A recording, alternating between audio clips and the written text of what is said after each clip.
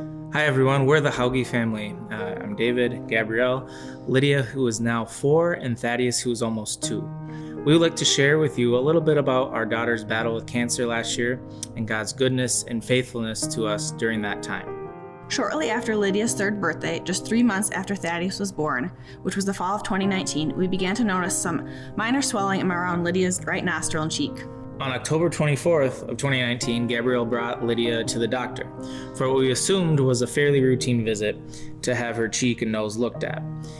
It was this picture taken earlier in the week that finally prompted the visit, even though to most the swelling was unnoticeable.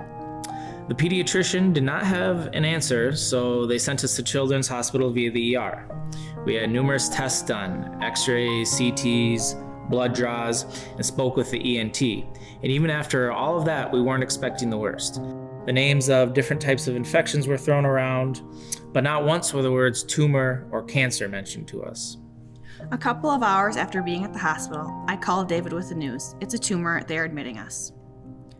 We now know the Holy Spirit was at work, prompting us to take Lydia in, even when things did not seem serious or even worrisome. The tumor was discovered just weeks after it had begun to grow, and it had not yet had the chance to spread anywhere else in her body. Lydia was admitted to the 7th floor of Children's Hospital, the HEMONC floor, which would soon become our second home. That night, Thaddeus spent his very first night away from Mom and Dad while we had a sleepover with Lydia at the hospital.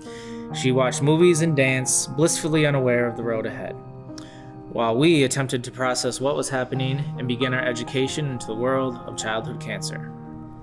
2 days later, full of more difficult tests and surgeries, we had a confirmed cancer diagnosis, and the following day, a more specific diagnosis of Ewing sarcoma. This diagnosis meant a 70% long-term survival rate, which was a very scary and overwhelming statistic to hear.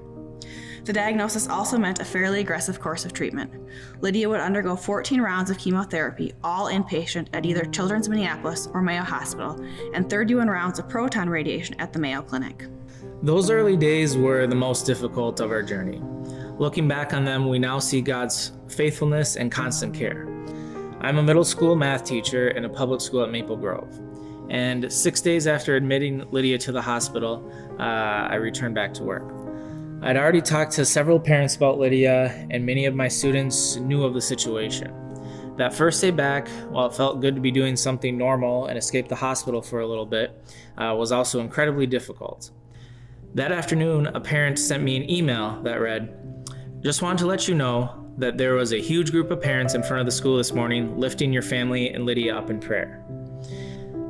God worked through these parents and students to give me the support I needed to teach that day and the rest of the year. For the next 8 months, Lydia received chemo at Children's Hospital. Between the chemo, the radiation treatment at Mayo, and the numerous surprises and infections that popped up, we spent over 100 nights in the hospital as a family. Despite the difficult physical circumstances, we had many moments of joy in the hospital, spending time together watching Lydia and Thaddeus play. God gave us a sense of safety and peace when we were at Children's, to the point where Lydia still gets excited to go back for her post-treatment scans. It's as if she remembers almost nothing negative from the entire experience and only the fun things. The playroom, the cafeteria, the therapy dogs. This is largely due to the phenomenal care we received at Children's Hospital.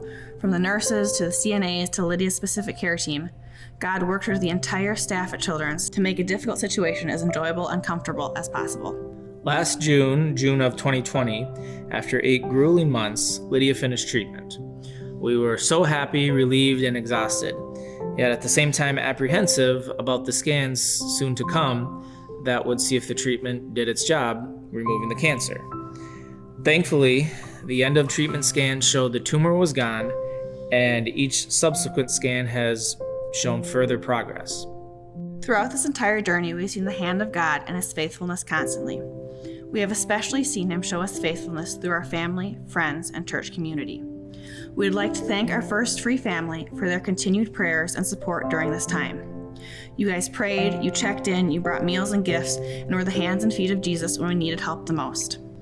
Likewise, we are also very grateful to our family members who would do whatever was necessary to make sure everything went smoothly, as we spent months in 2 different hospitals in 2 different cities.